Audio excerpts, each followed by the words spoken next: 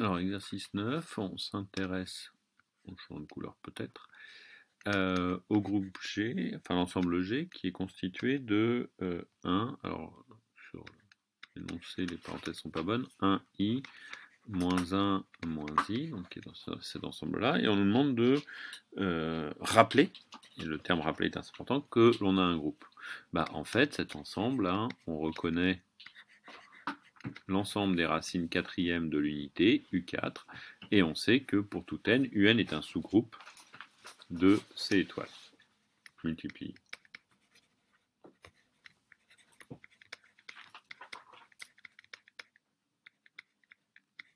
Donc, ou de U multiplié, donc en particulier, G est un sous-groupe.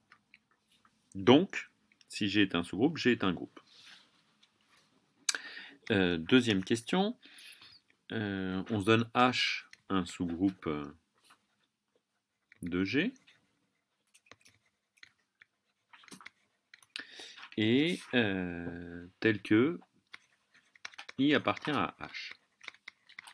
Et on nous demande de déterminer H. Alors en fait, ça va être assez simple, puisque, alors déjà on peut dire que 1 appartient à H puisque c'est un sous-groupe, donc le neutre est dedans. Et ensuite, I appartient à H, puisque I appartient à H par stabilité, I fois I appartient à H, donc moins 1. Et puis on peut dire aussi que l'inverse de I, c'est-à-dire 1 sur I pour la multiplication, c'est-à-dire moins I, appartient aussi à H.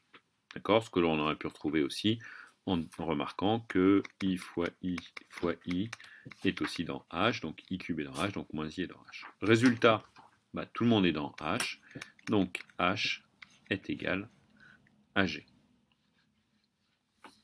Ce qui va nous permettre de, lorsqu'on va vouloir faire la liste de tous les sous-groupes, donc l'ensemble des sous-groupes de U4. Alors au passage, U4, vous pouvez noter qu'on a montré que c'était 1, I, I carré et I3, ce qu'on va appeler un groupe cyclique, engendré par I. D'accord? Racine primitive, énième de l'unité. Comme ça, moins I. Les sous-groupes, bien, on va avoir tout d'abord le singleton du vecteur nul. Deuxièmement, si I n'est pas dedans, bah, on a une possibilité qui est 1 moins 1. Et on va vérifier que c'est bien un sous-groupe. Je vous laisse le vérifier, le neutre est dedans, le produit stable par passage à l'inverse, puisque l'inverse de moins 1 c'est moins 1. D'accord? Au passage, ce sous-groupe, c'est U2. Donc on sait que c'est un groupe. D'accord? Ensemble des racines deuxièmes de l'unité.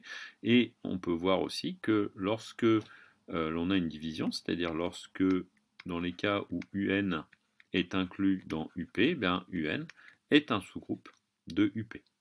D'accord? Et UN sera un sous-groupe de UP dans les cas où l'on a un produit, une multiplication. Dernier point, si I appartient à H, ou si moins I appartient à H, c'est pour les mêmes raisons, on peut vérifier. Moins I appartient à H, et bien dans ces cas-là, H est égal à E. Donc cela nous donne comme troisième sous-groupe E tout entier, et il n'y en aura pas d'autres. Donc voilà, tous les sous-groupes de U4, 1, 1 et moins 1, et E.